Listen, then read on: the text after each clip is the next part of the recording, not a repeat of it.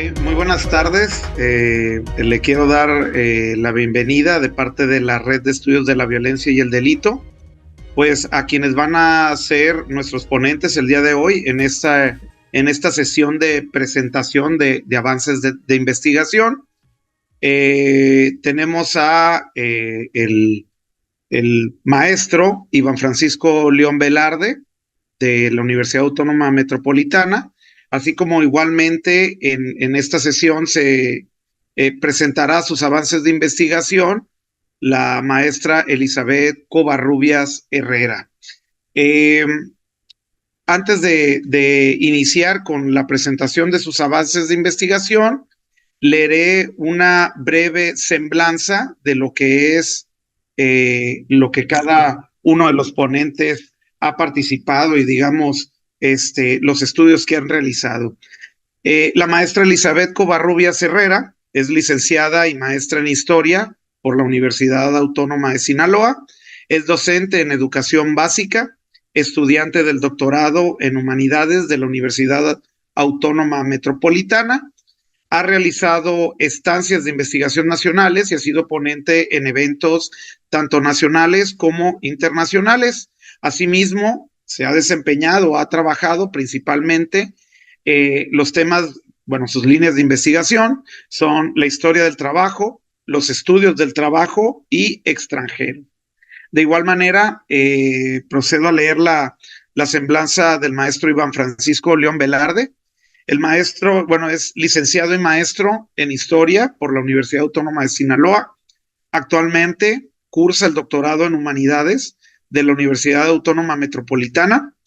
El maestro también ha realizado estancias nacionales de investigación, tiene publicaciones en revistas indexadas y asimismo ha trabajado, bueno, sus líneas de investigación son principalmente sobre el consumo de bebidas embriagantes de los sectores populares, la historia social del delito y eugenesia social. Tenemos dos expositores con temas relevantes.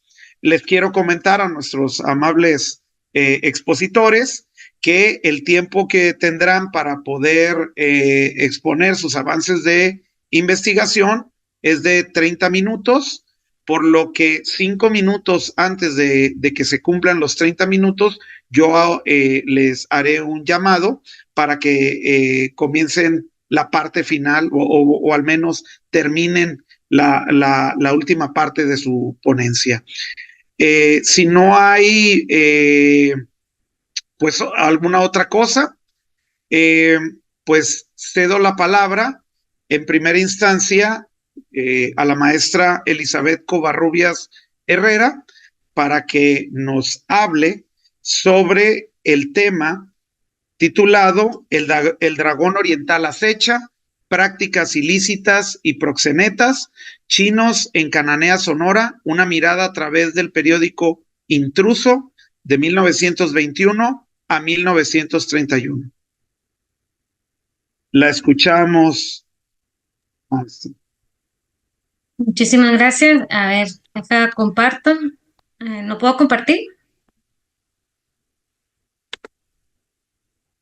Nos avisa, ¿sí puede? No, todavía no. No. Doc, a ver, dele en compartir para que le permita a ella.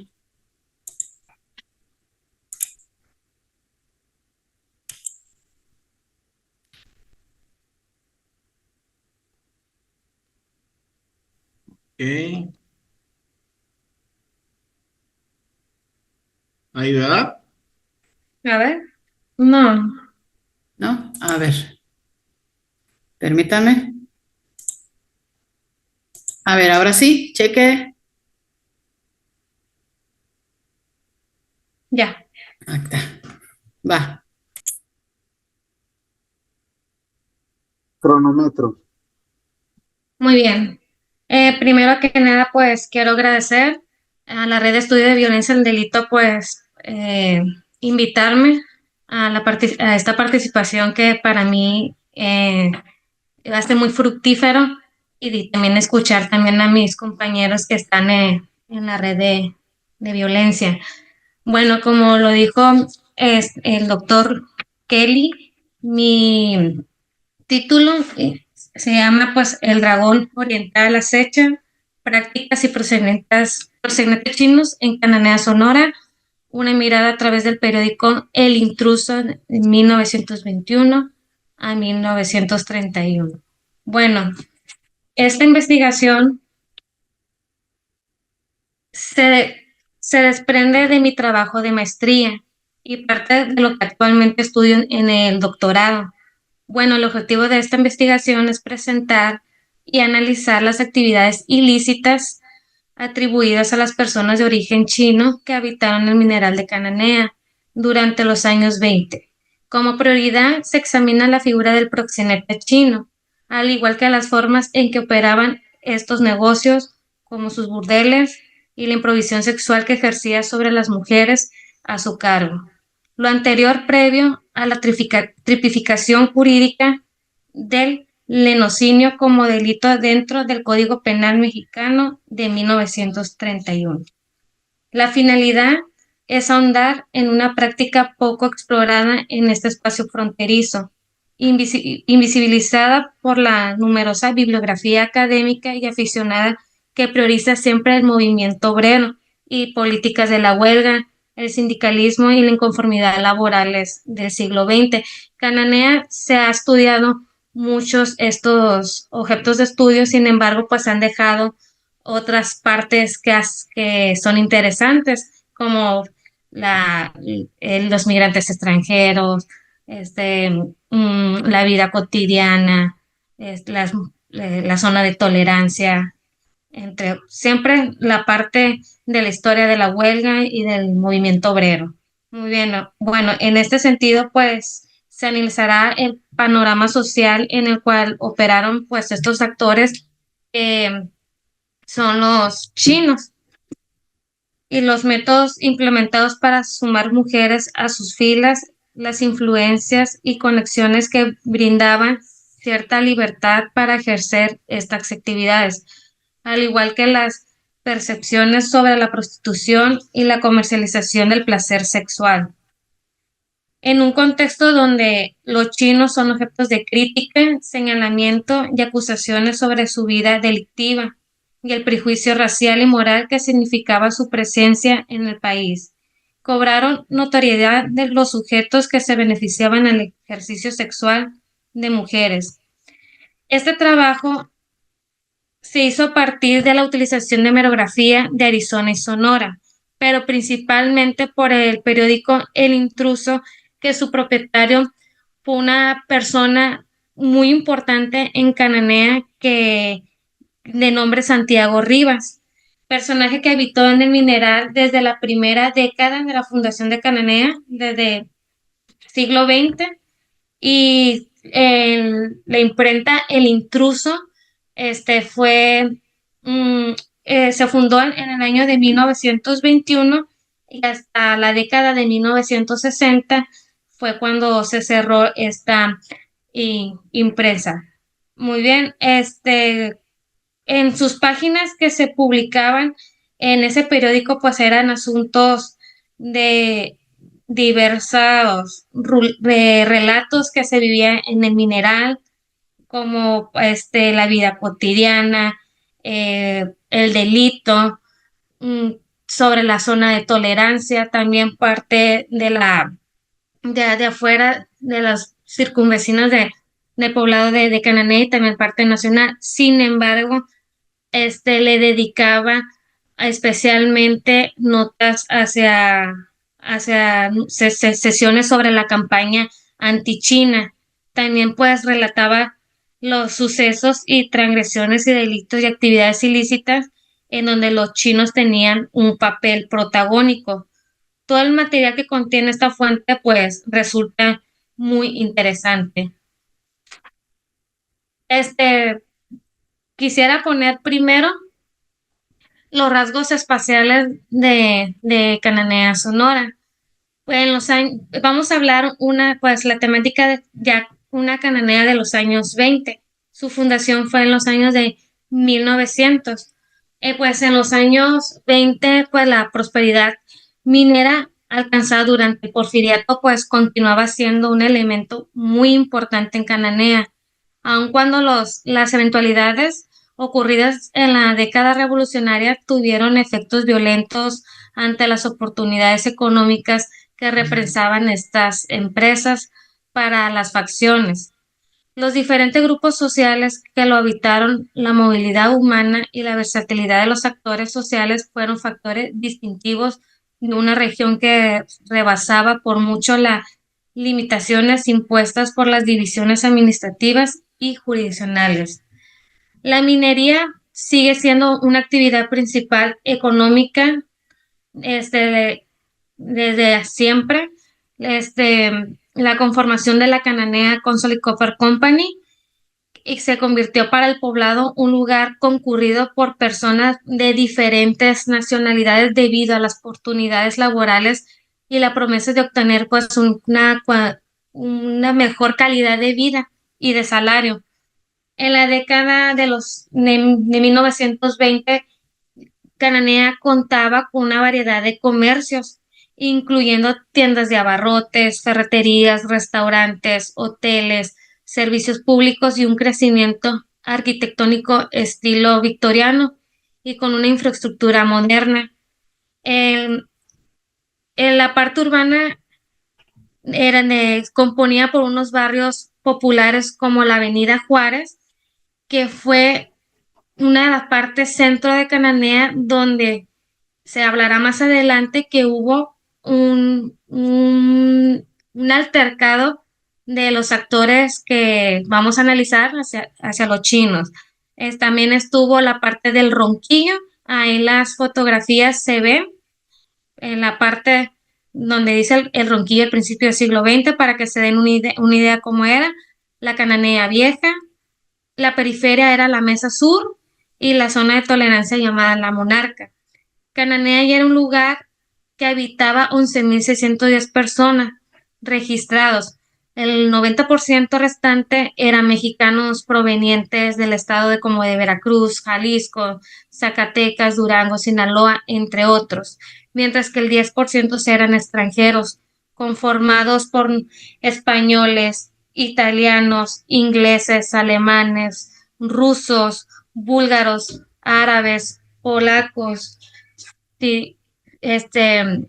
libaneses, japoneses. Donde había más migrantes era la parte norteamericana y la china. El total de extranjeros que había en ese momento era del 57% de la población.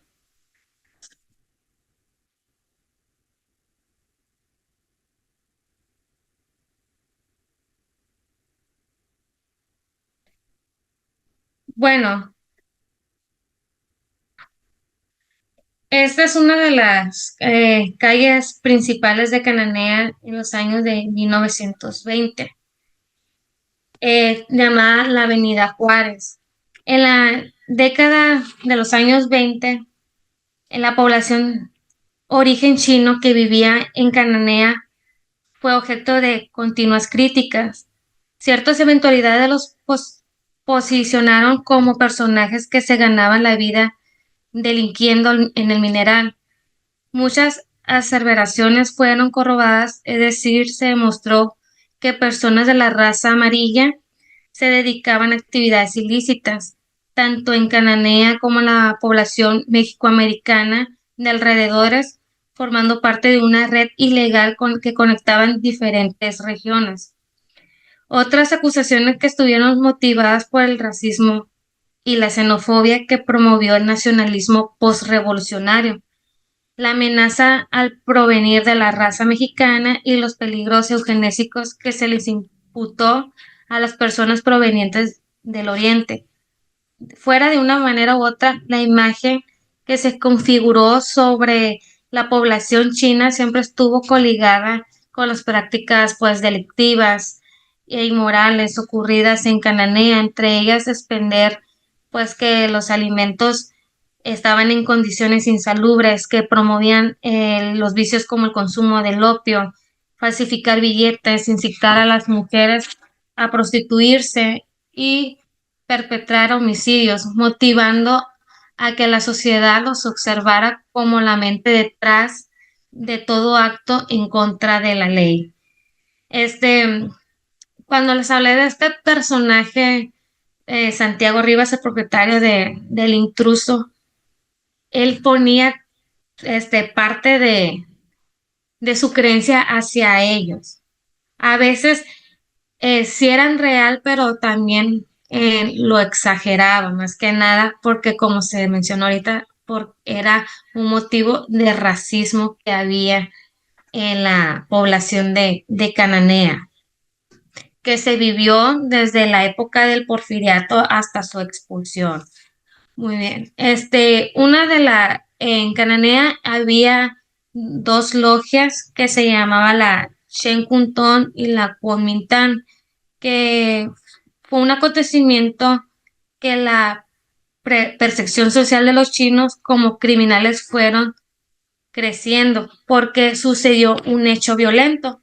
De hecho, aquí está una nota que es del Intruso, y también en la prensa tuxunense venía sobre información que hubo unos hechos violentos entre estas dos logias, que era la Chen Kun y la Kuomintang, dos logias que tenían una fuerte presencia pues en el mineral, con ideologías políticas, eh, y fueron hacia su país de China, antagónicas, y fueron acusados pues también de tráficos de mercancía y de connacionales.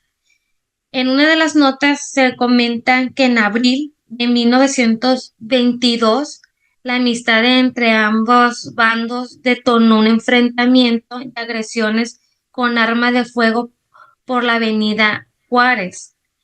La tragedia cimbró a la sociedad local, ya que por las calles se podían ver muertos y heridos de ambas asociaciones.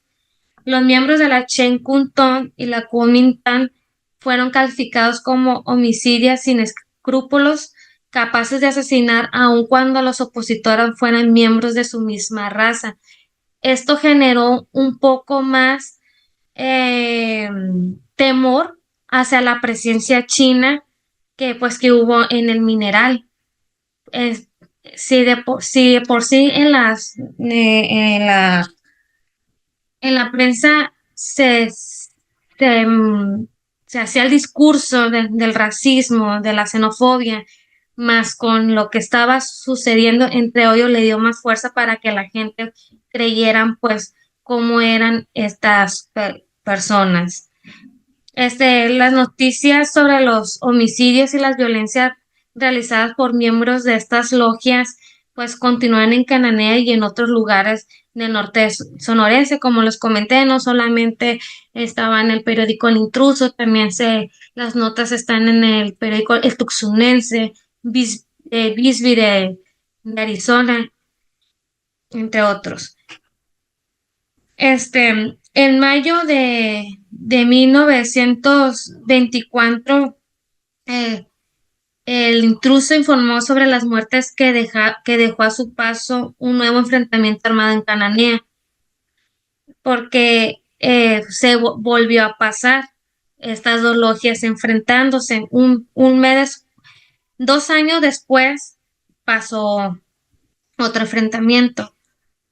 Y cuando sucedió este enfrentamiento, la misma gente del mineral, se menciona en los periódicos que hicieron una manifestación anti-China que se dirigía hacia los ciudadanos orientales, pues porque tenían una dudosa reputación, y se dijo que pues se acordaron de los sucesos que habían pasado antes, que eran muchos los que fueron muertos, que, que los chinos pues tenían que recibir pues un castigo de lo que había sucedido. Eso fue una de las confrontaciones más que hubo de estas logias en este mineral. Otro de los puntos que también se ve en el periódico El Intruso eran los comercios ilícitos de los chinos. Este, se posicionaron como principales administradores de cantinas, las cuales se aseguraban que eran clandestinas, que no pagaban impuestos y que ejercían ahí la prostitución y que se consumía opio. Déjame mostrarles. Aquí está algunos chinos que están en la cárcel de Cananea. Pues son fotografías de 1922. Y aquí está una casa antigua que sirvió como fumadero de opio y prostíbulo en los años de 1920. Esta fotografía yo la tomé cuando fui para allá. De hecho, había unas letras chinas, nomás que no encontré la otra fotografía, ya no me dio el tiempo, pero ahí era una casa de prostitución y fumadero de opio, que se encuentra en ese momento en la zona de tolerancia La Monarca, así se llamaba el lugar. Bueno, se llama actualmente, pero antes era una zona de tolerancia. Bueno, este, ah, pues la gente del mineral pues pensaba que todo esto de la prostitución el consumo del opio pues atentaban contra la salud de las personas. Pues deben que recordarse que una característica de la poblado fronterizo fue la proliferación de espacios de consumo de alcohol. Lo que le molestaba a los habitantes de Cananea, más que la existencia de tabernas, eran que los chinos abrieran sus cantinas fuera de la zona de tolerancia, violando así al bando de policía, colocándose como actores por encima de la ley. De igual manera, la certeza de que el interior de estos espacios se elaboraban y consumían drogas derivadas del opio adquirió mayor relevancia cuando la población se enteró de que a las afueras de Cananea existía un plantío de amapola de 32 metros cuadrados. El propietario era Rafael Elías, pero quien arrendaba las tierras era el chino José San, dueño de esas cosechas. Y la situación se puso más crítica cuando se descubrió que, que en infragante a 3 chinos vendiendo amapolas en los casinos de Cananea. La venta de productos derivados del opio, así como la morfina y dormideras, eran un negocio en donde los chinos tuvieron una participación fundamental, y no solamente en el poblado de Cananea, sino también otros poblados como Bacuachi y Muris, Fronteras, Cajema, Ures, la región del Valle del Mayo. El código de sanitario era enfático pues al prohibir la importación y exportación de elaboración y posesión y uso de consumo pues de dichas drogas enervantes.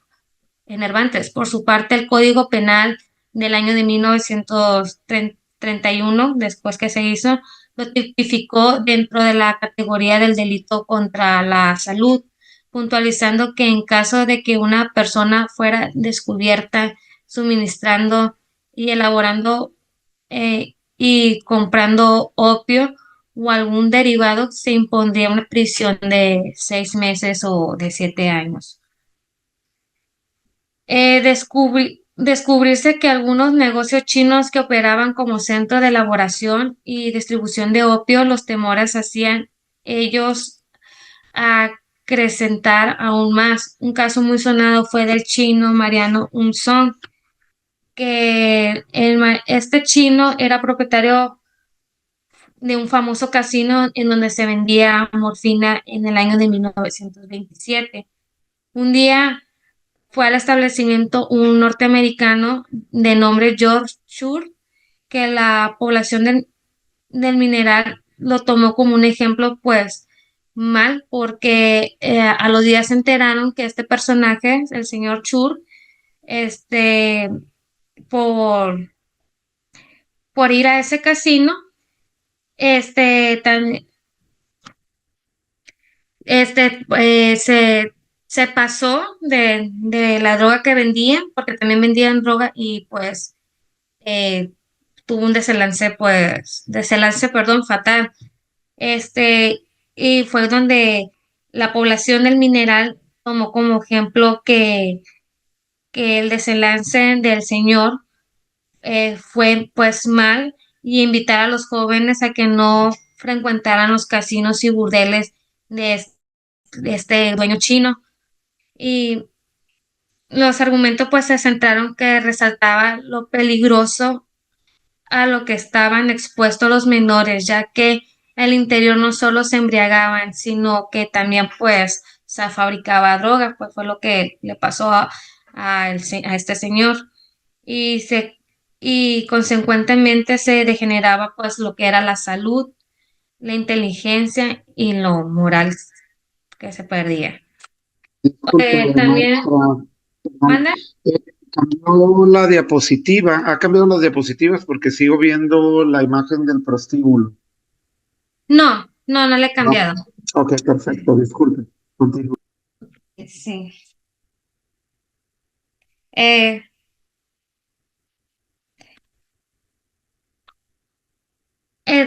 También pues hubo otro punto de los chinos de comercios de que hacían billetes falsos, también se vio mucho en las notas del intruso, que, que había chinos que a las personas que miraban más vulnerables les daban vales de que podían venir otra vez a canjearlos, pero a sus negocios para no darle pues de regreso su dinero, cosa que también lo vieron mal en la, en la prensa, en los artículos que ponía propietario del intruso.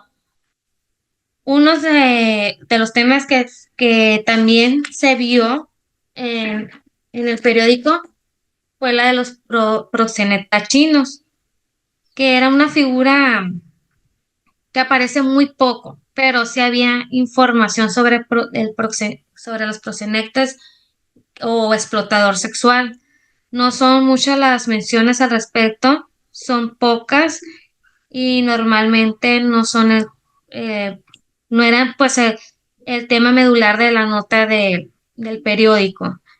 Es más frecuente pues encontrar pues noticias críticas sobre las meretrices que vivían pues en el poblado, aludiendo a la inmoralidad que representaba su presencia, la concurrencia de hombres en los burdeles y los escándalos que se generaban.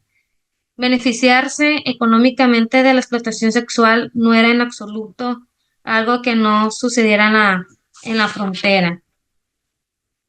En el Código Penal de 1871 caracterizó el delito de corrupción de menores definido como aquellas acciones que facilite la satisfacción de las personas. Sin embargo, no decía nada sobre la explotación de personas en edades adultas, fueran hombre o mujer. El proxeneta era un personaje que operaba entre la transgresión, lo inmoral y lo delictivo. La ausencia de tipificación jurídica contribuyó en ese sentido, aunque claro, esto no significaba que la sociedad no considerara esta práctica como acciones efectuadas por el delincuente. El explotador sexual era un crimen ante los ojos de la sociedad con la promulgación del Código Penal de 1931. El lenocinio se tipificó como delito y consecuentemente tuvo mayor observancia social, política y jurídica en las décadas posteriores. En el caso local, el proxenetismo, particularmente el ejercido por una persona de origen chino, tuvo como elemento adicional la xenofobia y el racismo al cual fueron objeto. Quizá por eso adquirió cierta visibilidad social en los años 20 como resultado de una campaña que buscó la expulsión de dichos actores, aun con todos los estereotipos, realidades, ficciones, representaciones o imaginarios que se construyeron en torno a los chinos. Algunas notas del periódico El Intruso nos permite pues identificar rasgos importantes sobre esta actividad, aproximarnos a los chinos explotadores, a los dueños de los burdeles, conocer la manera en la cual operaban así y cómo identificar a algunas mujeres que trabajan bajo su tutela. En el poblado de Cananea fue el problema que representaban los burdeles cuyos propietarios eran personas de nacionalidades chinas. Se afirmó que la negativa a clausurar los prostíbulos clandestinos de los chinos estuvieran dentro o fuera de la zona de tolerancia. Era por acuerdos ilícitos que sus propietarios tenían con la autoridad municipal ofrecer una cuantiosa cantidad de dinero a cambio de omisiones legales. En septiembre de 1923, un encabezado de primera plana titulado Fue descubierta una casa de asignación regentada por un asiático. Sostuvo que los chinos, al estar en complicidad con los altos mandos políticos del mineral, tenían plena libertad para realizar pues sus negocios ilícitos. Por esta razón, cuando los policías de Cananea observaron que en el callejón Montecarlo, que era una zona de tolerancia, existía un domicilio particular que operaba clandestinamente como un prostíbulo. El chino propietario pidió a los gendarmes que le informaran al alcalde y al presidente municipal sobre su caso, quienes al enterarse ordenaron ponerlo en libertad, al igual que a las 3 meretrices de nacionalidades chinas que acompañaban cuando lo detuvieron. Le quedan 5 minutos. Ah, muy bien.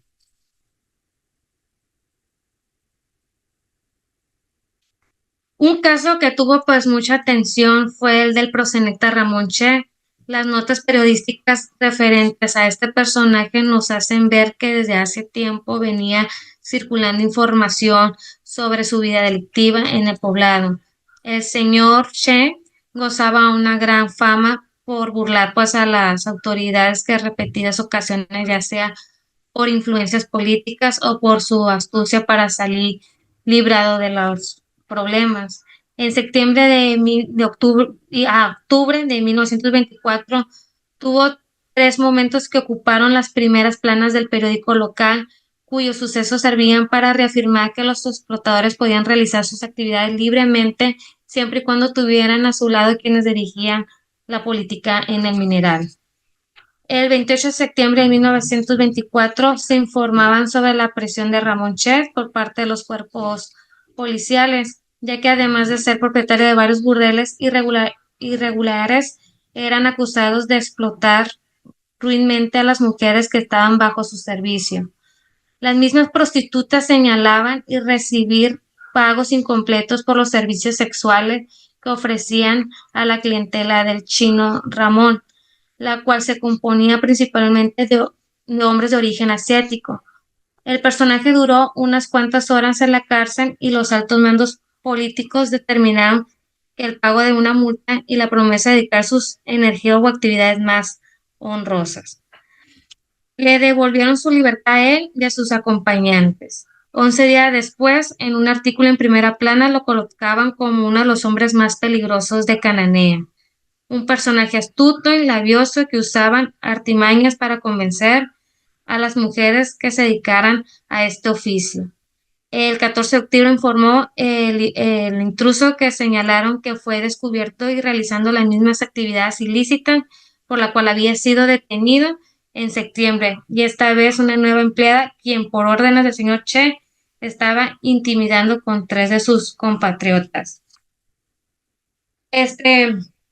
Las prostitutas y proxenetas también habían también mujeres de Cananea que se dedicaban al proxenetismo, no solamente de origen chino, pero no les daba el peso tan fuerte como a los proxenetas chinos, y esto pues a que se debía, era eh, se debía que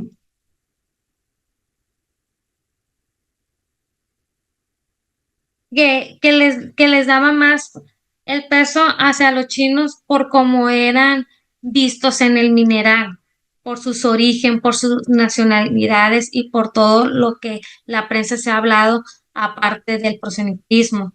Otro proselitismo que se vio fue en mayo de 1928. El intruso dio a conocer el modus operandi de Santiago Wong, propietario de un prostíbulo, para incrementar el número de trabajadoras sexuales. Este sujeto contrataba a madres e hijas que estuvieran en condiciones de abandono o sin ninguna protección masculina, que reclamaran por ellas. Una vez establecido el burdel,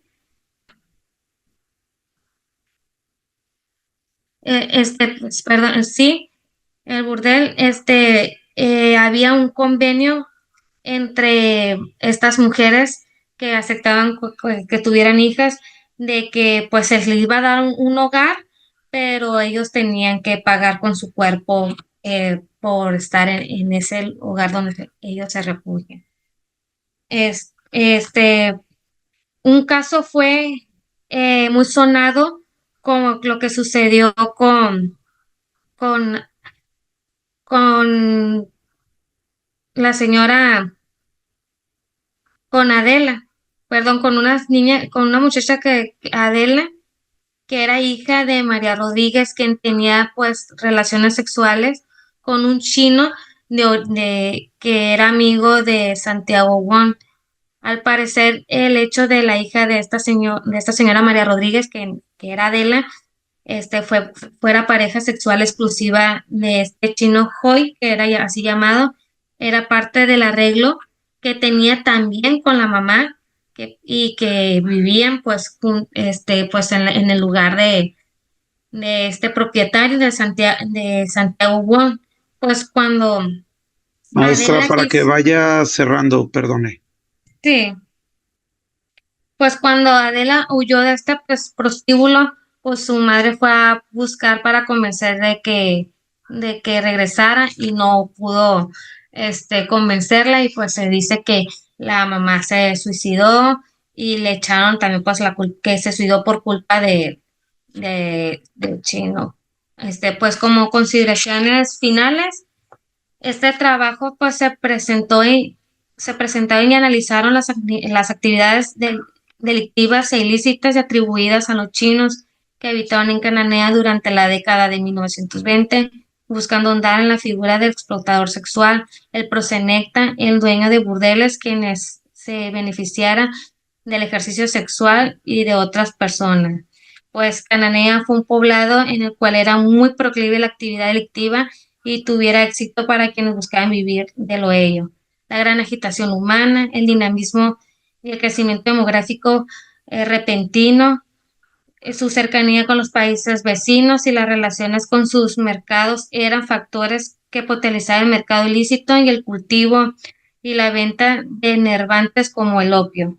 En este sentido, la efervescencia laboral características del poblado siempre estuvo acompañada de delitos y crímenes, consecuencias de las posibilidades ilícitas que traía consigo un espacio con un importante flujo de capital. Los chinos que ejercieron las actividades delictivas fueron conscientes de las alternativas que tenía Cananea en cuanto al beneficio económico que significaba vivir ahí. La falsificación del papel moneda, la emisión de vales de cambio de manera arbitraria, la venta de enverdantes y los opiaderos son el reflejo que eran por muchos chinos y la posición principal por el cual se asentaba el mineral. Las condiciones geoespaciales de Cananea fueron aprovechadas por los chinos que buscaban vivir del mercado sexual, conformar un negocio a partir del placer y la lujuria, en un poblado en que la soltería de la población masculina era significativa. El proxeneta chino, a diferencia de la madrota, era fuertemente criticado por la variedad de actividades criminales que realizaban, así como por los nexos políticos y la influencia que venía entre los funcionarios locales. Mientras tanto, las madrotas fueron vistas como personalidades indispensables para cuidar y velar que las meretrices operaran bajo la reglamentación correspondiente. Considerando lo anterior, no es desacertado asegurar que fueron las madrotas las principales interesadas en asociarse también con los chinos, prosenectas y beneficiarse la impunidad que gozaba ser partícipes del mercado sexual que se dirigía hacia la frontera. Pues la circulación de prostitutas y prosenectas en el poblado como Agua Prieta, Naco, Cananea, Tucson y Bisbee nos habla de una red en la cual se ofrecía placer sexual de género masculina, tanto como mexicano, como chino y norteamericano. Mujeres de la nacionalidad china y mexicana fueron las que estuvieron en disposición de los explotadores, quienes observaron la facilidad con la cual evadía la ley. Maestra, últimos comentarios, por favor. Ajá. Muy bien. Para finalizar, quiero agradecer por la invitación y pues de mi parte sería todo. Y muchísimas gracias. Muchas gracias, maestra Elizabeth Covarrubias. Una pregunta a propósito, maestra. No sé si a todos los que están aquí presentes en la videollamada, es que sigo viendo nada más la tercera diapositiva que mostró. Esa. Esa es con esa, ¿verdad? Uh-huh, ok, perfecto. Sí. Pensé que había habido algún problema. Bueno, No. Quiero comentarles, si tienen preguntas para la maestra Elizabeth, lo que propongo es que al final de la presentación de avances del maestro Iván León, pues podamos hacer las preguntas pertinentes tanto para la primera como para la segunda ponencia. No quiero tardar más para seguir en tiempo. Maestro Iván León,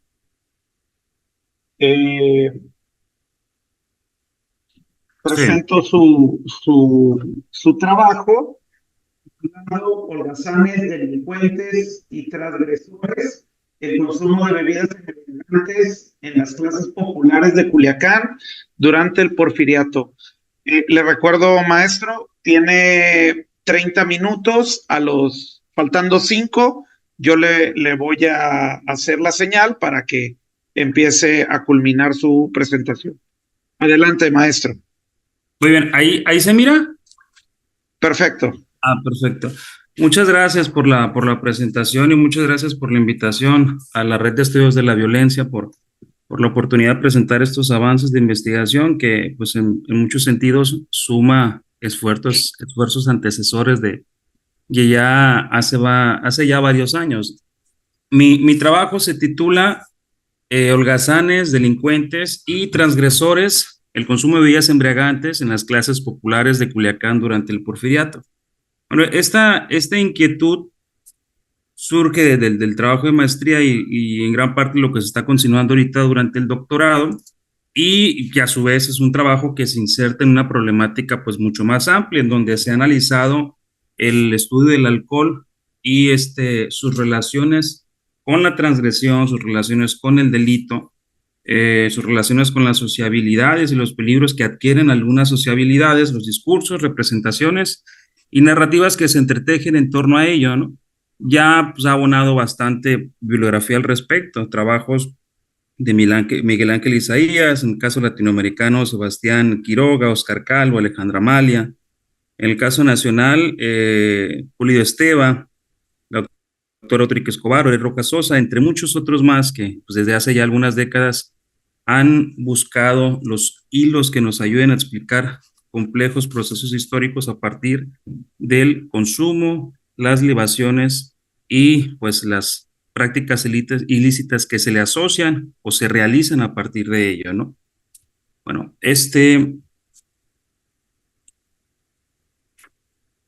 el objetivo de esta investigación es analizar los discursos y esas prácticas que se asociaron con el consumo de bebidas alcohólicas, particularmente de las clases populares, utilizando el concepto que bien resalta Clara Lidia sobre clases populares, refiriéndose a este universo de actores de condición baja, muchos de ellos dedicados a trabajos de oficios como albañiles, carpinteros, hojalateros, entre otros más, y que a lo mejor no tienen una incidencia directa sobre la estructura económica y política. En ese sentido, el objetivo busca pues ahondar en este mundo delictivo de una ciudad durante pues, los años correspondientes al Porfiriato. De qué forma sus libaciones fueron señaladas como catalizador de la ociosidad, la improductividad, la vagancia y particularmente la delincuencia.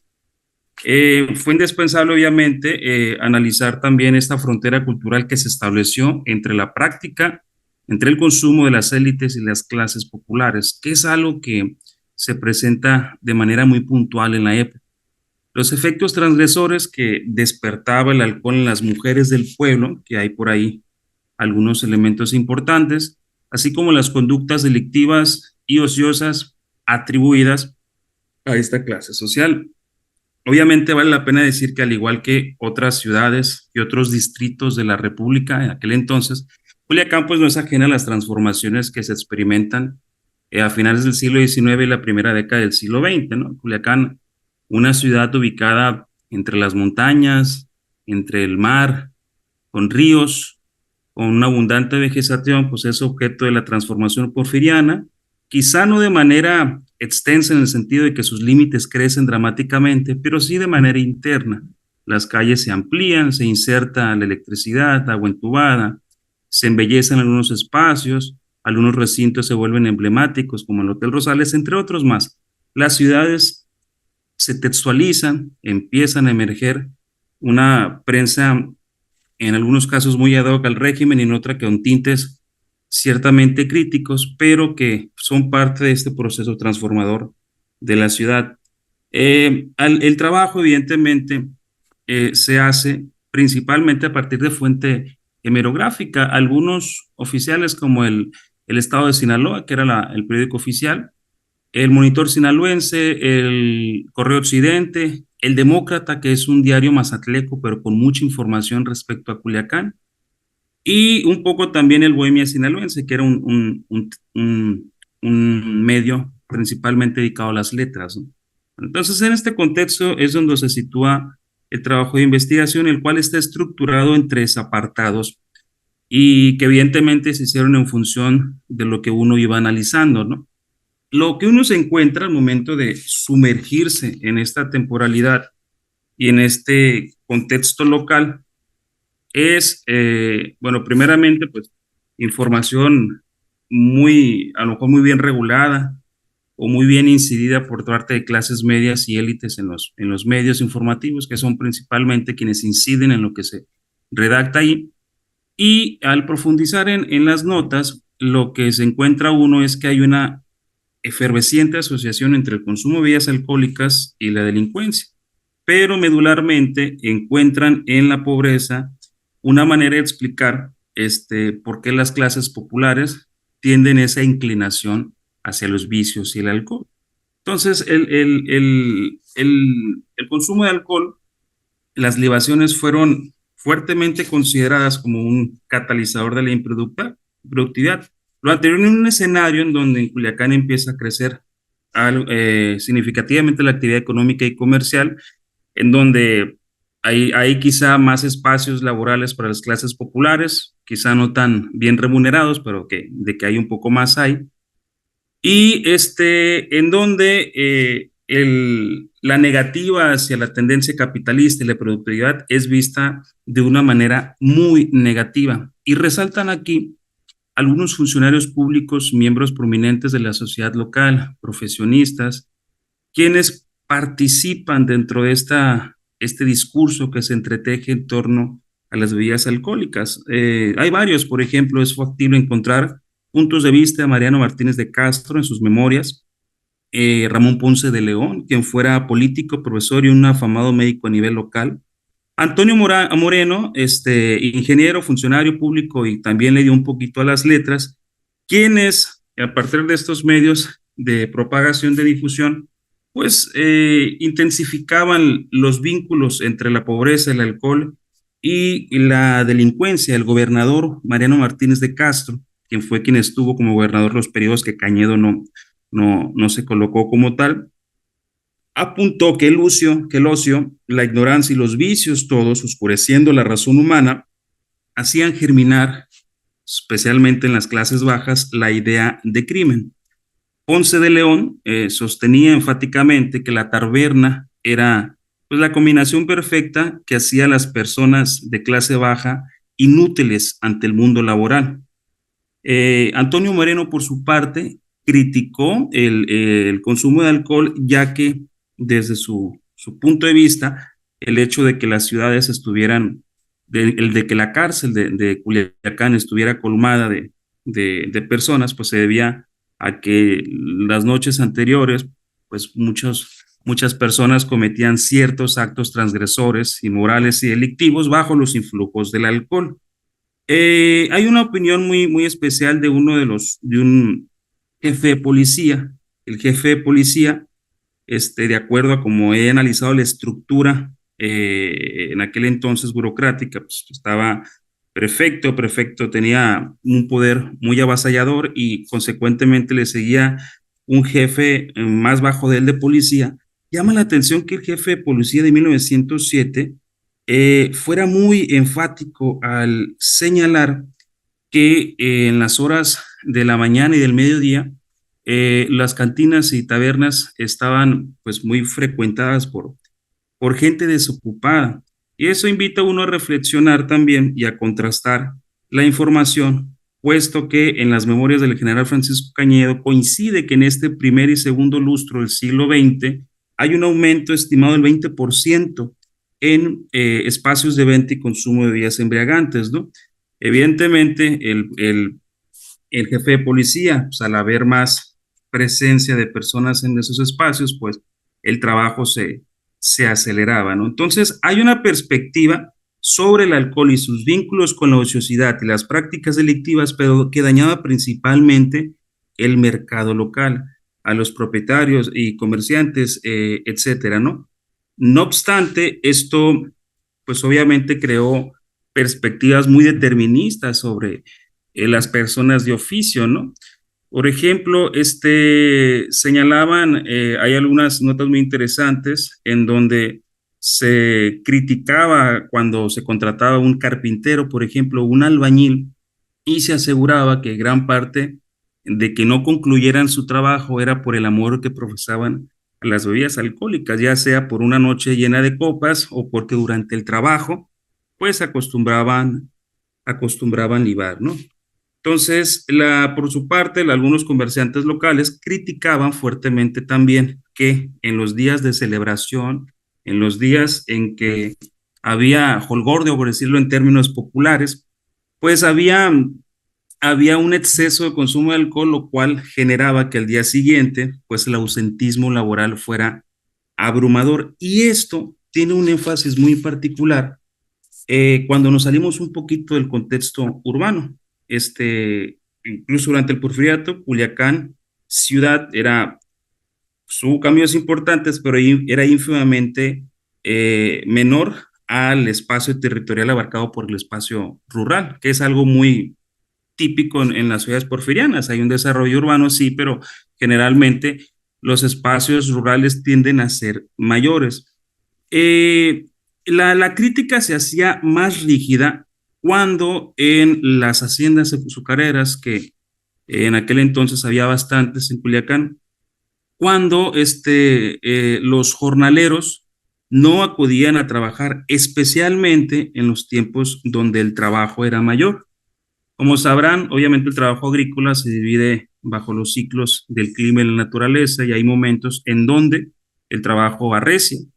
Debido al poder económico que tenían los ingenieros, los industriales azucareros de la primavera, por ejemplo, tenían la capacidad de hacer la política a su modo y cerrar cantinas y espacios de venta y consumo de alcohol los días domingo e inclusive también los días San Lunes. Esto generó un desconcierto para los cantineros que estaban cercanos a la primavera, por allá por Nabolato, ya que esto les mermaba significativamente a las ganancias. Además, algunas eventualidades que se encontraron por ahí en los expedientes del archivo judicial tras una consulta de hace algún tiempo, pues resaltan eventos de esta naturaleza en donde jornaleros y peones de campo, tras embriagarse, pues terminaban en homicidio, tal cual fue el asesinato que perpetró José Preciado en una cantina a otro de apellido Medina. Ambos jornaleros, ambos empleados de la hacienda azucarera en 1901 tuvieron un altercado, pues una riña que concluyó en tragedia cuando José Preciado cuando José Preciado introdujo un arma punzocortante en el cuerpo de Medina, ¿no? Obviamente los empresarios no simpatizaban con este tipo de eventualidades y hacían uso de su coacción, hacían uso de su fuerza y de su músculo para poder cerrar estos espacios que le mermaban de acuerdo a este punto de vista, que les mermaba en la productividad laboral. Ahora, el tema del alcohol, pues, dejando a volar un poquito la imaginación, si se permite, y las subjetividades, pues era muy difícil definir quién consumía más, porque no hay estadísticas de la época, no se acostumbraba, no, ese tipo de puntualidades en los censos no se demostraba. Entonces, el consumo de alcohol, tanto lo bebían uno como lo bebían otros, ¿no? Sin embargo, al tener este tipo de similitudes en cuanto al gusto, la práctica del consumo, era indispensable para este discurso, para esas representaciones discursivas, era indispensable marcar diferencias. ¿Qué es lo que se observa? Se observa una fuerte reafirmación del monopolio de las ovaciones del pueblo y sus conductas que fueron señaladas como conductas criminales, fueron señaladas como conductas incivilizadas, fueron señaladas como conductas propias de gente bárbara, de gente ignorante, entre otras cosas, ¿no? Entonces, lo que se observa también, o la inquietud que surgió, visto a que había un marcado sesgo que establecía o definía el alcohol como una práctica, pues que generaba muchísima transgresión a nivel social, es relativamente sencillo encontrar también que las élites, clases medias, pues cuando hablaban del consumo de alcohol y de sus espacios, no lo hacían con el mismo sesgo, ¿no?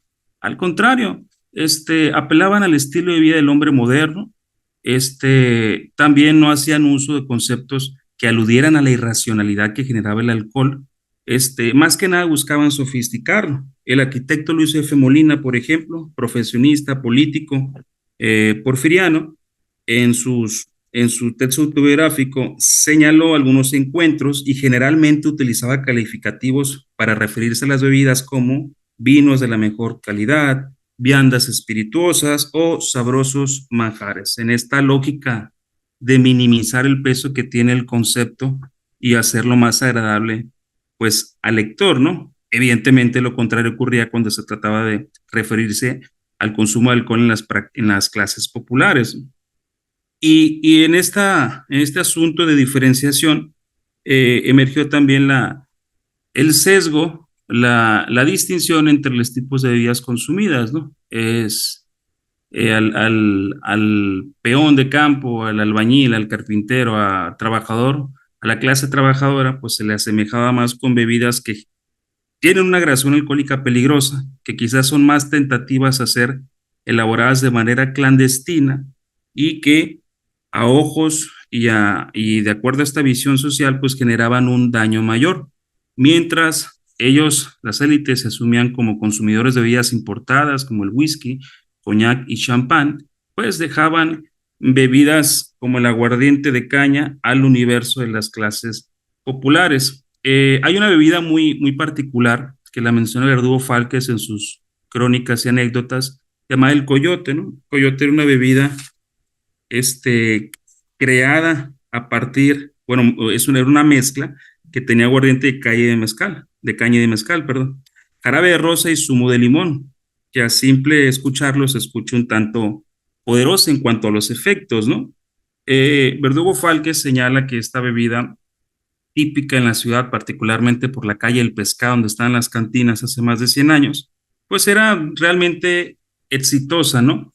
Una diferencia importante con otros contextos en donde también se criminaliza y se sofistica otras bebidas es que en esos rincones del noroeste, Sinaloa y quizá también en el lado de Sonora, bueno, la tradición del pulque no es tan fuerte, ¿no? A diferencia del centro sur, en donde el pulque tuvo críticas muy fuertes, aquí pues no había una tradición como tal. En subsecuente, las bebidas que fueron o ocuparon ese espacio fueron bebidas elaboradas a nivel local y producto de vegetación que por cuestiones naturales se dan aquí como la caña, ¿no?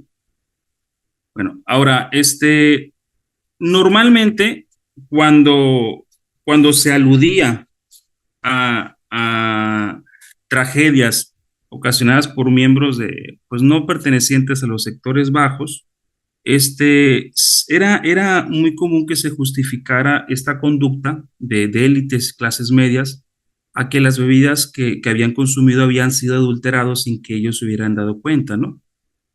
Como una manera de justificar ciertas conductas en miembros prominentes de la sociedad. Evidentemente, los espacios también fueron objeto de una narrativa que los diferenciaba. Los clubes, las cantinas de las élites, como la que había al interior del Hotel Rosales, pues no eran criticadas con la misma tonalidad con la que eran las cantinas ubicadas por la calle del Pescado, hoy Ignacio de Zaragoza. Incluso, pues bueno, ya posteriormente en las primeras décadas del siglo XX, es muy observable el hecho de que la práctica etílica, el consumo de alcohol de las clases medias altas, pues fuera aún más sofisticada, incluso objeto de una publicidad muy importante, ¿no? Si uno observa prensa de los 20, 30, Carta Blanca tiene una campaña férrea en cuanto a publicidad, donde al que promociona es al hombre moderno, y hombre moderno es sinónimo de alguien que consume cerveza bajo esos estándares, ¿no? Ahora, así como los espacios fueron objeto de diferenciación, esto, pues bueno, contribuyó a que se marcara aún la distinción entre los unos y la distinción entre los otros, ¿no? Otro elemento que se desarrolla en este trabajo es los vínculos, la asociación, las relaciones que se entretejen a partir de la prensa entre las mujeres alcohólicas y este concepto de vagancia, ¿no? Un concepto que emerge muy ferozmente en este escenario, pues a partir de la proliferación de trabajos tal como lo asociaban o lo señalaban las clases medias y clases altas, ¿no? Dentro de su perspectiva existía un núcleo laboral muy fuerte que, que hacía que cada quien tuviera una ocupación pues meramente digna, ¿no? El tema de los espacios, para concluir esta idea, no se observa tanto que estuvieran pues en contra que buscaran una prohibición tajante de la apertura de espacios desde espacios de las clases populares. Lo que molestaba al jefe de policía en 1907, este personaje que señalé al inicio, era más que nada que estuvieran abiertos en horarios laborales, en horarios donde las personas tendrían que estar pues realizando alguna actividad laboral. Ahora, en cuanto a este vínculo, este último elemento que señalo, el consumo de alcohol dentro de las personas, las mujeres que pertenecían a la clase trabajadora, adquirió connotaciones muy peligrosas por muchos elementos, ¿no? Se aludía sobre el despertar erótico y sexual que incidía en ellas, las bajas pasiones. Se señaló también que hacía que la mujer trabajadora se volviera una mujer viciosa, una mujer holgazana, una mujer perdida totalmente. Y de aquí resalta muy puntualmente la crítica hacia las trabajadoras domésticas en las residencias. El Monitor señaló en 1906 y criticó la apertura de unos expendios dentro del mercado, ya que cuando a las sirvientas, los trabajadoras domésticas se les mandaba hacer el típico mandado matutino, pues señalaba que éstas se quedaban a tomar más de una cupita. Ignacio Praslao, quien fuera un personaje muy importante en la vida local porfiriana, médico, político y propietario minero también, Era un crítico enérgico sobre las repercusiones sociales que generaba el alcohol, especialmente en las mujeres, tras haber declarado que una de sus empleadas domésticas robó un cucharón de plata en 1888, ¿no? Y aseveraciones de este tipo colocaban como personas peligrosas a las mujeres, a las sirvientas, que bajo esta lógica y debido en gran parte de esta ignorancia que se les adjudicaba, pues se volvían en personas peligrosas, tomando en consideración que eran quienes tenían o conocían gran parte de la vida de las personas, de las élites, de las personas con quienes trabajaban, ¿no? Ahora, eh, el, hay unos casos ahí de infanticidio que se detectan, particularmente uno en donde los vecinos declararon que una pareja pues desmembró a uno de sus hijos a consecuencia de los vicios del alcohol. Y la idea del vago es muy interesante porque eh, aunque no está, y esto lo he observado, aunque no está muy presente, por lo menos en mi consulta no he detectado mucho la cuestión de la herencia, esta perspectiva lombrosiana de la antropología criminal en donde ciertas conductas se heredan, criminal nato, diría Lombroso, ¿no? No hay como que mucha presencia de ese elemento. Incluso en sus memorias puede observarse de Mariano Martínez de Castro, gobernador, que él es más afín a que el contexto es quien hace y quien produce criminales, quien produce alcohólicos, quien produce personas pues asociales e infuncionales para la sociedad, a lo mejor más inclinado a la perspectiva de la antropología criminal o francesa, ¿no? Quien era principalmente los que abonaban en ese aspecto. Pero llama la atención que el vago, la persona que no asiste a la escuela, o el niño, el adolescente, era detectado a las márgenes del río Maya, cazando animales, etcétera, pues la culpabilidad la llevaba principalmente la mujer. La figura del padre, aunque se menciona, es más tenue en comparación con la puntualización y la culpabilidad de la mujer cuando un niño pues se convertía en un vago total, ¿no? Y que obviamente se relaciona con esta perspectiva que ubica a la mujer en el seno familiar, la encargada de educar a los hijos, a la familia, el cuidado y pues bueno, entre otras cosas, ¿no? Ahora ya para cerrar, ya a manera de reflexión, este, esta aproximación histórica hace posible conocer cómo los delitos, las prácticas, los discursos y las perspectivas sobre las bebidas embriagantes coadyuvaron en la configuración de una imagen transgresora y delictiva de las clases populares. La crítica a los vicios, la improductividad y la holgazanería atribuida a dichos actores no solo expresa una perspectiva pues de las élites de estratos altos sobre el trabajo y la solvencia económica a partir del esfuerzo individual. También conllevó una manera de explicar por qué la modernidad porfiriana tenía sesgos y grietas importantes en materia de seguridad y de control, que a juzgar por las actas de cabildo, uno cuando las consulta, pues ve que había bastantes escenas de intranquilidad que ponían o fracturaban el ideal de progreso porfiriano. En ese 5 minutos. Muchas gracias. En este sentido, las clases populares fueron depositarias de la culpabilidad de los fracasos morales, sociales y económicos ante su resistencia a modificar sus hábitos, adoptar la temperancia, asumir su posición en la estructura laboral y adoptar modos de vida que los alejaría del mundo delictivo. La tentativa por diferenciar los hábitos libatorios de acuerdo a la clase social robusteció la frontera cultural entre unos y otros, una barrera que solo importaba para quienes buscaban distanciarse de los modos de convivencia. Y bueno, aquí realmente a quien le interesaba distanciarse eran a los miembros pues, más solventes, prominentes, ¿no? Habría que profundizar hasta qué punto le interesaba a las clases bajas diferenciarse de los otros, aunque quizá no hay mucho sobre eso. De las prácticas y de los gustos del pueblo. Sustentado en supuestos índices estadísticos, las libaciones de la clase baja fueron criminalizadas, se le hayan demostrado o no algún delito cometido. Esta homogeneidad narrativa es interesante. Bastaba con ser pobre para ser un potencial sospechoso, para ser alcohólico, vicioso o criminal, aunque se insistía en la obligatoriedad de las clases privilegiadas en moralizar al pueblo a partir del ejemplo. En el fondo, era un asunto de educación, de cultura y de diferencias de clase, una manera de reafirmar jerarquías a partir de las conductas que asumían unos y otros cuando libaban. La manera en la cual se buscaba diferenciar las libaciones de acuerdo a los actores que la consumían, así como el espacio en donde se llevaba a cabo.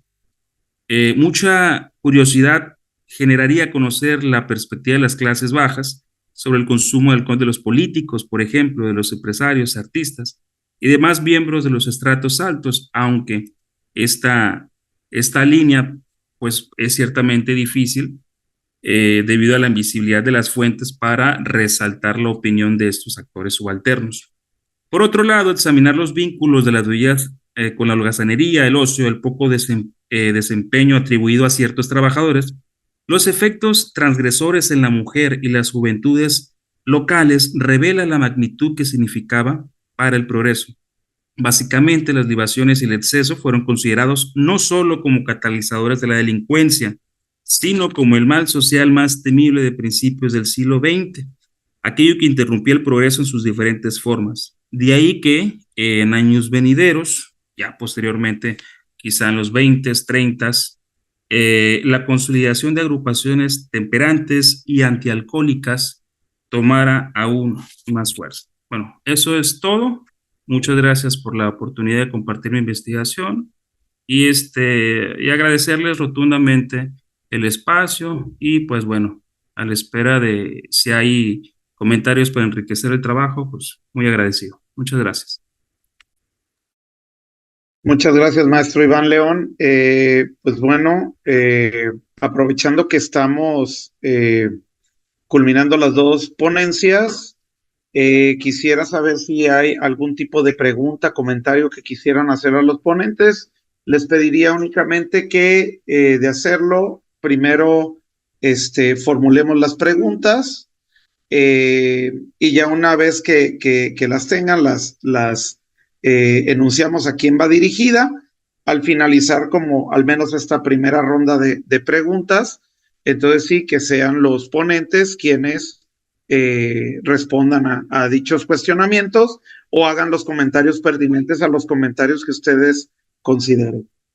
Adelante, no sé si hay alguna pregunta. Sí, buenas tardes a todos y a todas. Sí, yo tengo solamente bueno, primero que nada, felicitar a los ponentes. Ambos temas me parecen muy interesantes. Tuve la oportunidad medianamente de leer los textos anteriormente, entonces, bueno, eh, perdón. Ya. Entonces, bueno, disculpen, creo que se congeló aquí porque entró una llamada. Ahí está ya. La pregunta va dirigida a Elizabeth en este caso. Simplemente es una duda más bien que me surge, ¿no? Veo que en su texto manejas o mencionas más bien para cuestiones de la penalidad, ¿no? De estos chinos, del proxenetismo, etcétera, el Código Penal Federal del 871 y el de 1931. Sin embargo, bueno, mi duda radica en que como estás trabajando Sonora, yo pienso, no lo sé, que quizás sería como a lo mejor más quizá adecuado, o no sé, utilizar los códigos penales de la entidad, ¿no? Que en este caso sería del 884 y el Código Penal del 900, porque en Sonora el Código Penal cambia hasta 1940. Desconozco, no estoy seguro si se incluye el proxenetismo ya en ese Código Penal. Lo que sí se incluye, por ejemplo, es el incesto, que no estaba penalizado en el 884 y ya en el 40 en Sonora se penaliza. Entonces, como haces mención al Código Penal Federal del 31, ahí pues no sé si en el de Sonora ya se estaba considerando para entonces, si ya habría alguna reforma en los años 10, 20 al Código Penal, que ya por lo tanto estaba también tipificado aquí en Sonora. Es mi duda. Gracias.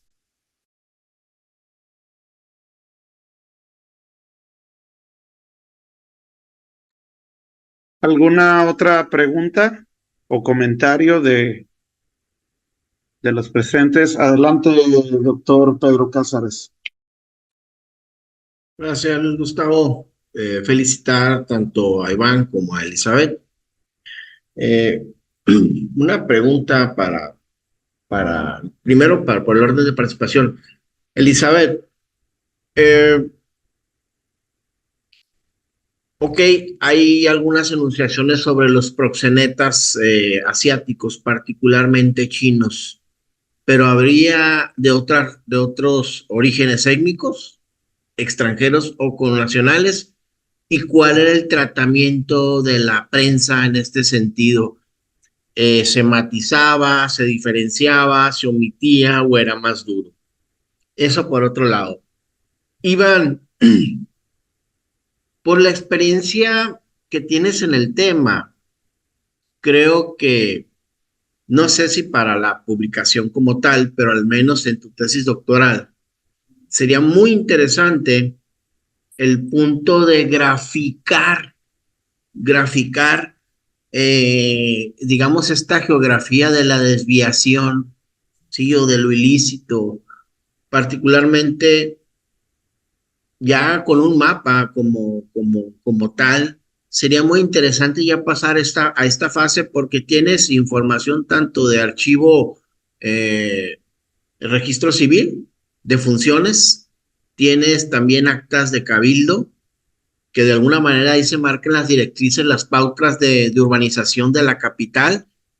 Y por otro lado, también tienes material del archivo del Supremo Tribunal de Justicia. Entonces, esto te permitiría, por un lado, reconstruir una tipología muy fina y por otro lado, graficarla para contrastarla con la prensa. Creo que es algo que deberías de considerar, Iván, en ese sentido, ¿no? Entonces, valóralo, como dicen coloquialmente, para futuras pizcas, pero sí creo que ya estás en condiciones y creo que debes de ser audaz. Igual a lo mejor ya lo tienes contemplado y por los fines de este formato, pues no se incorporó, pero creo que ya es hora de dar un salto y que de alguna manera lo que otros hemos hecho, pues tú lo mejores, ¿no?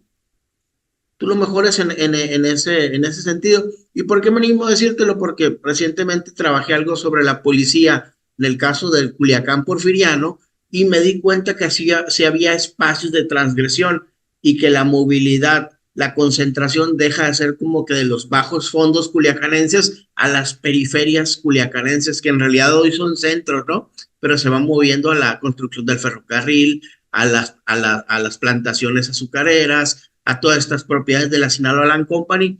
Y otro aspecto, ya para concluir, no hay que perder de vista la cultura jurídica de los sectores, no solamente de los sectores populares, pero sino también la cultura jurídica de los letrados. Recuerda que muchas veces los jueces eran abogados litigantes, eran abogados de los juzgados, escribían en prensa y también eran parte, digamos, del Supremo Tribunal de Justicia de la Sala Penal. Entonces, en ese orden de cosas, Iván, hay que ver cómo alternaban estos roles, estos, digamos, jurisconsultos que a veces eran funcionarios públicos, a veces eran abogados y a veces eran periodistas, ¿no? Entonces, sería todo de mi parte. Muchas gracias. Ok, si consideran prudente, podemos pasar a las respuestas por parte de los ponentes. Si les parece, pudiéramos dejarlo en un máximo de 5 minutos para que cada uno de los ponentes explaye. No sé, doctor Pedro, si considera prudente para que puedan expresarse sin alargar tanto el tiempo de esta presentación. De acuerdo. Pues le doy igual en el orden de presentación, le doy la palabra a la maestra Elizabeth Covarrubias y posteriormente al maestro Iván León. Adelante, maestra. Gracias. Gracias por tu pregunta, Juan Carlos Holguín. Pues una inquietud que me faltó ahondar sobre el Código Penal mexicano de 1931, donde pues este código ejercía sobre los sobrecargos que, que se imponían sobre estas personas, lenocinio como delito dentro. Yo pues me enfoqué un poquito más sobre la prensa de ese momento y pues en la prensa venía sobre los códigos que sancionaban a estas personas de origen chino, y venía sobre pues el código penal que usted mencionó, que hablaba sobre ese, lo que cometían como delito dentro de ese código y se sancionaba. Pero sí fue algo que me faltó ahondar y lo quiero ver. De hecho, ayer le estaba comentando a Iván sobre esa parte del Código Penal, que estaba muy interesante ese tema en tocar, porque a través de los tiempos se iba poniendo más códigos a estos actores chinos. Y en lo que me comenta maestro Pedro Cázares sobre ilustración, ¿verdad? De imágenes, es lo que me, me dijo, ¿verdad? No, sobre cómo en la prensa trataba los casos de proxenetas o de matronas que no eran asiáticos, que no eran chinos. Si el Ah, trato era similar o era diferenciado. no, no era similar.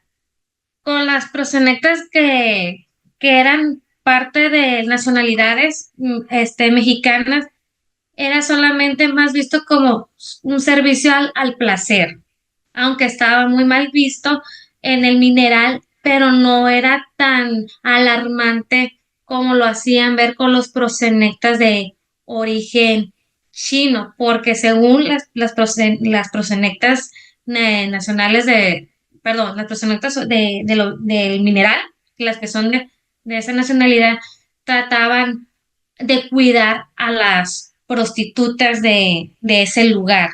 En cambio, los proxenetas chinos no, los maltrataban, también trataban de vender sus productos ilícitos, que las golpeaba, entre otras cosas. Es lo que hacía el periódico El Intruso notar. Pero como lo copió de la ponencia, es más como la visión que le daba el personaje Santiago Rivas a estos personajes de origen chino.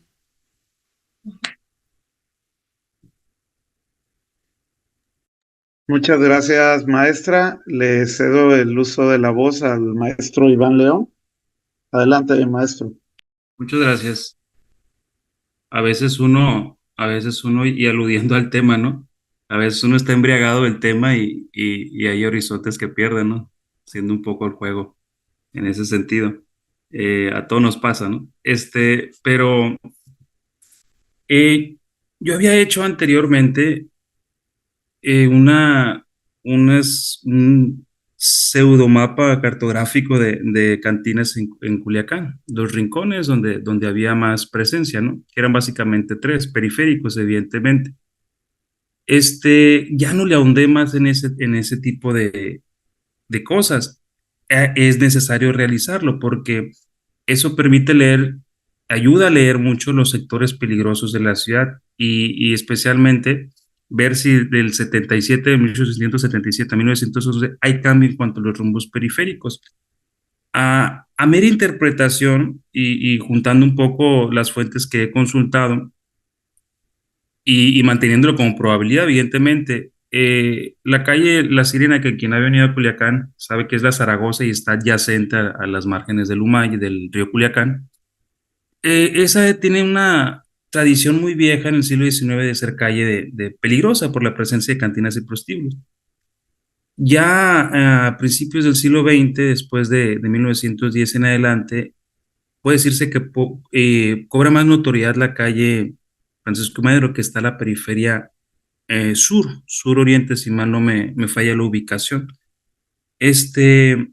Y otra que es más notoria en el siglo XIX y quizá la primera década del siglo XX, se ubica por el sector conocido como La Mosca, que está al, al oriente de la ciudad. Pero sí es indispensable hacer un ejercicio cartográfico y definir rumbos peligrosos y sobre todo pasar a esta parte estadística. Y como bien lo mencionó usted, doctor, hay bastantes fuentes que se tienen para hacer eso y que sería obviamente algo novedoso, ¿no? Ver cómo cambian y cuáles son los rumbos peligrosos de la ciudad y cómo se va transformando, porque eso directamente permite leer más las manifestaciones, pues las manifestaciones manifestaciones criminales, perdón. Y ya sobre lo último, no es ajeno a otros lugares, pero en el Culiacán porfiriano era muy común que pues el hacendado azucarero fuera político y el magistrado ocupara diversos puestos y escribiera. Antonio Moreno, por ejemplo, era uno de los redactores del Correo Occidente y a su vez fue político. Un personaje que estaba casi enfrente del Hotel Rosales tenía un puesto de expendio y a su vez era parte del cuerpo de regidores. Está sumamente entreverado, ¿no? Es una élite que entre ellos mismos se van redirigiendo los cargos, que sí, efectivamente el porfiriato aumenta un poco la burocracia y ciertos cargos públicos, pero es entre ellos mismos quienes oscilan los puestos políticos y los intereses, pero es importante considerar sobre todo lo de los rumbos peligrosos a partir de esta diversidad de fuentes, ¿no? Muchas gracias por la observación, doctor.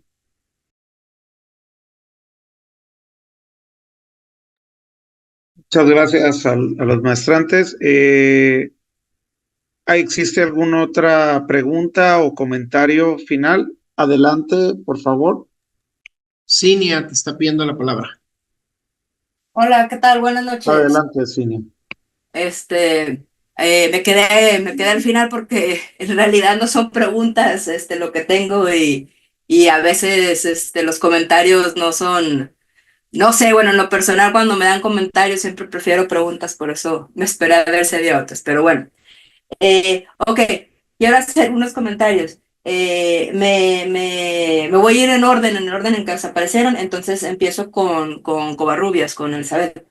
Eh, y entiendo, quizás mal entendí, pero entiendo que tu trabajo está principalmente basado en el discurso que utilizan los periódicos, el cual está, o sea, está perfectamente bien, es una muy buena fuente. Creo que, o sea, a lo mejor lo estás haciendo en tu escrito, pero cuando menos con lo que se alcance a escuchar, pareciera que falta alguna crítica precisamente a esas fuentes. Es decir, ver a través de los ojos del periódico esta cuestión de cómo se ven a los chinos y la cuestión del vicio, ya sea prostitutas, opio u otros, en la zona, en el momento, está súper bien. Pero precisamente irse atrás creo que más o menos aludía a eso el doctor Cázares, que es precisamente ir viendo cómo están tratando a otras clases, a otros grupos sociales. ¿Por qué se están enfocando tanto en esto, en este grupo de chinos, habiendo evidencia que hay mexicanos que tienen sus propias casas de prostitución, extranjeros, etcétera? ¿Por qué sirven como buena fuente, como buen chivo expiatorio, básicamente?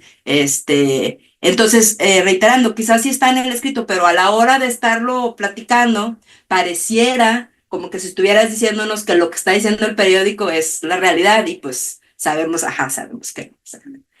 Y quizás no tenga nada que ver, pero te recomiendo mucho un libro que se llama The Greasers in the Dig. No me acuerdo ahorita el autor.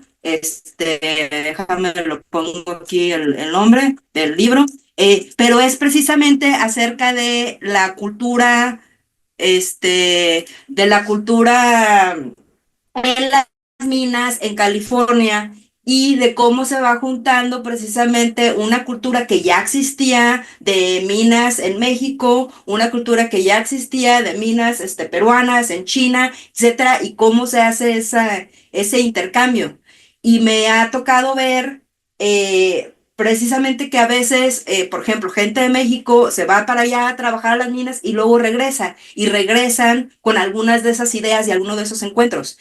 Aclarando que no estoy diciendo que allá empiezan esas ideas racistas, claro que no, tenemos nuestras propias, pero ahí podemos ver cómo se van entremezclando precisamente en el ambiente de la mina, pues, bueno, ok, ese era, y estoy casi segura que lo escribí mal, pero aquí lo voy a poner, bueno, y ese era para Covarrubias, y para León, qué interesante se me hace el trabajo que estás haciendo, se me hace muy interesante, agarrándome nada más como, o sea, yéndome al revés, como pensamiento final, agarrándome de lo que estaba diciendo el doctor Cázares acerca de este posible mapa. Sabes que si hicieras ese mapa, te daría muy buena oportunidad para dialogar con la propuesta de Picato, que es precisamente que, que en un principio están las cuestión de las zonas rojas en los centros de la ciudad, y conforme la clase respetable se va adueñando de los centros de las ciudades y van llevando a la gente más pobre hacia las orillas, entonces se van moviendo esos espacios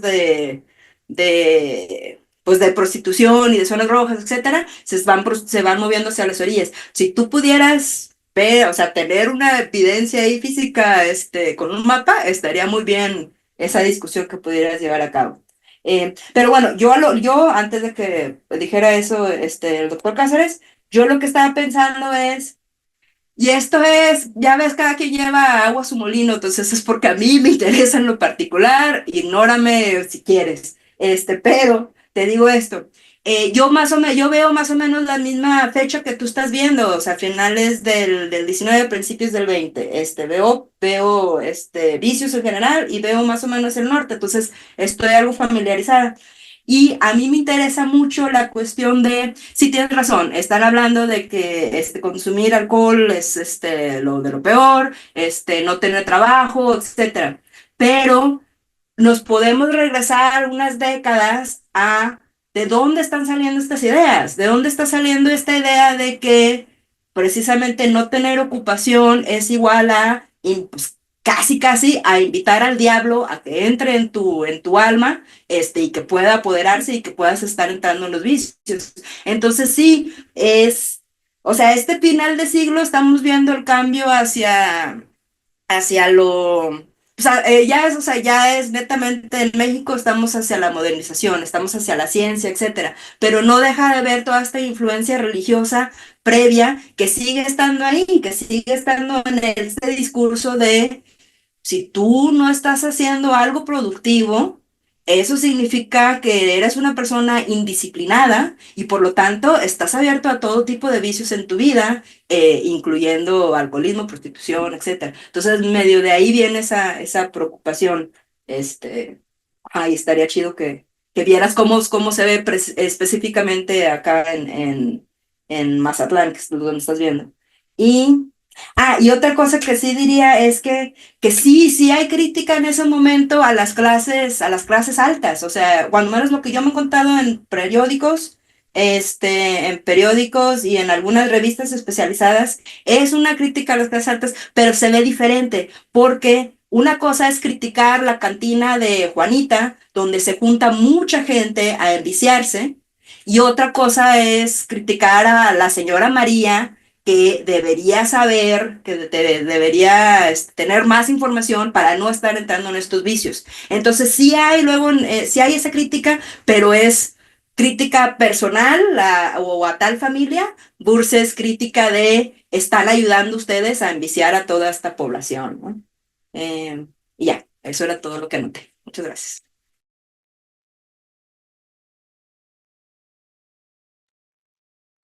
No sé, ¿algún comentario más? Sí, yo solamente rápidamente, Adelante, por favor. sí, ahorita que escuchaba a Cinia, Digo, recuerdo, no tengo así ahorita el dato bien, pero en la Constitución Política de aquí de Sonora de 1831, si mal no recuerdo, no eran ciudadanos sonorenses o les quitaban la ciudadanía sonorense los que eran como que se alcoholizaban de manera muy seguida, ¿no? Y a los vagos y todo eso. Entonces, bueno, ahí tiene también como un origen todo esto, al menos acá en el noroeste, no sé, en el caso de Sinaloa, la Constitución primera local que diga al respecto. Y lo otro es una pregunta, bueno, ya totalmente más bien por la cuestión de los archivos. Veo ahí en el caso del trabajo de Iván que citas varios periódicos. ¿Esos periódicos dónde los consultaste? ¿Hay una hemeroteca? ¿Están dispersos? ¿Son números que encontraste a lo mejor dispersos en legajos? ¿O ya es una pregunta meramente ya de curiosidad por esa cuestión de la hemerografía?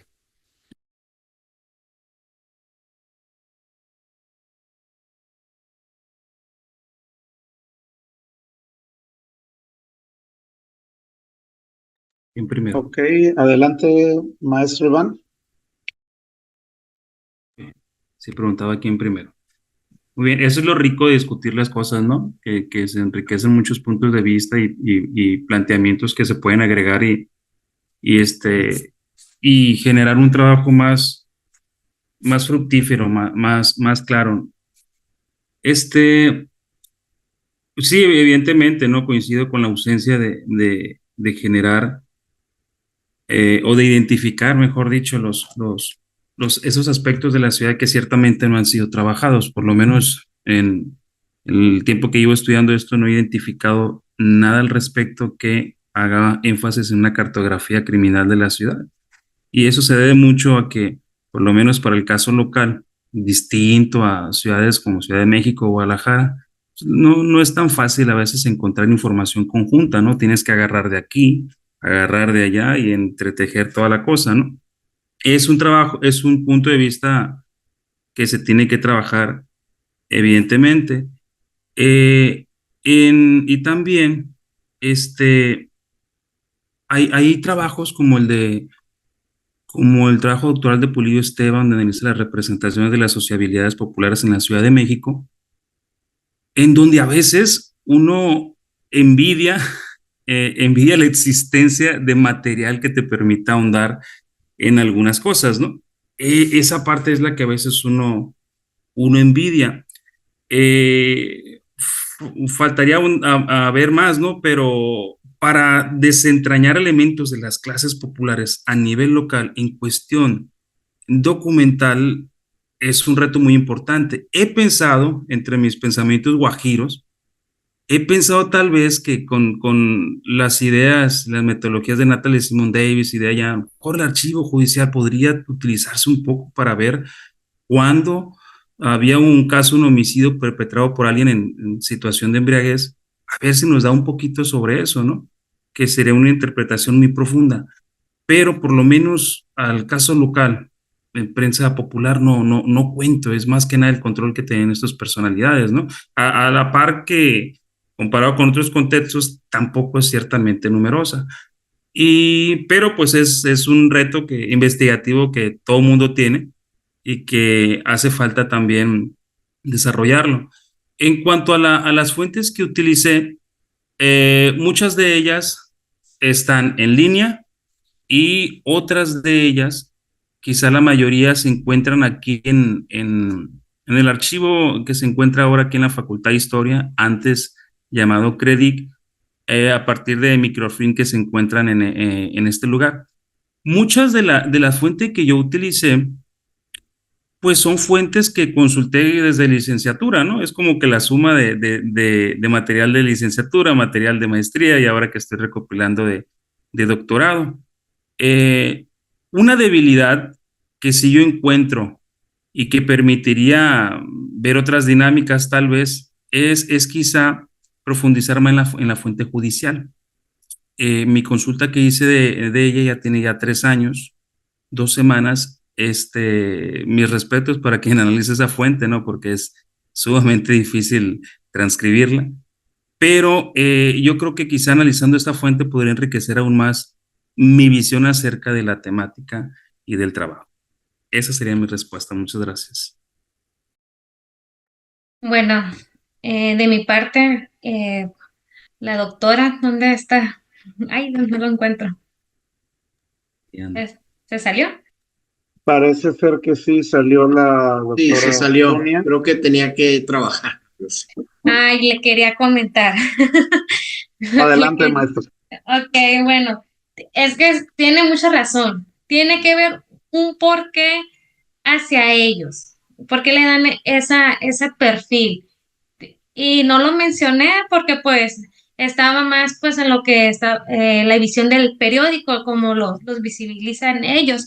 Pero desde tiempo siempre pues se ha sabido que desde que llegaron pues, a México estos actores han sido muy buenos en el comercio, que los vieron como rivales y aparte también el discurso nacionalista revolucionario de cómo describían a los chinos, de que si por ejemplo, en el Código Penal que comenta Juan Carlos, pues había una prohibición de casarse con chinos, con mexicanos para no tener hijos con malformación o con una enfermedad, esas eran las ideas pues que se tenía. La perspectiva del periódico El Intruso es muy limitada y sí he pensado pues contrastar, perdón, pues ejemplos con expedientes del archivo judicial. Yo sí he tenido la fortuna cuando estuve en Hermosillo conocer el archivo judicial y se me hace que está, a comparación de Sinaloa, que Iván me ha comentado, está muy bien catalogada y he encontrado pues información de los chinos. Sin embargo, en ese momento yo no estaba tan adentro de la parte delictiva, pero pues estaba buscando pues fotografías de estos personajes. Más, quería comentarle hasta a la doctora, perdón. Y muchísimas gracias por el libro que me recomendó. Muchas gracias a los ponentes, al maestro Iván León y a la maestra Elizabeth Covarrubias. Maestro Pedro, bueno, doctor Pedro Cázares Aboites, pues de mi parte cierro, ¿no? Con esta sesión de presentación de avances de investigación de los maestros Iván Francisco León Velarde y Elizabeth Covarrubias Herrera. Y pues nada, solamente agradecer de parte de la Red de Estudios de la Violencia y el Delito la asistencia a los ponentes y a los que estuvieron siguiendo la transmisión con nosotros. De un servidor, Luis Gustavo Kelly, pues también les agradezco por haber llevado a buen derrotero, ¿no? Esta presentación de avances de investigación. Sería todo, doctor.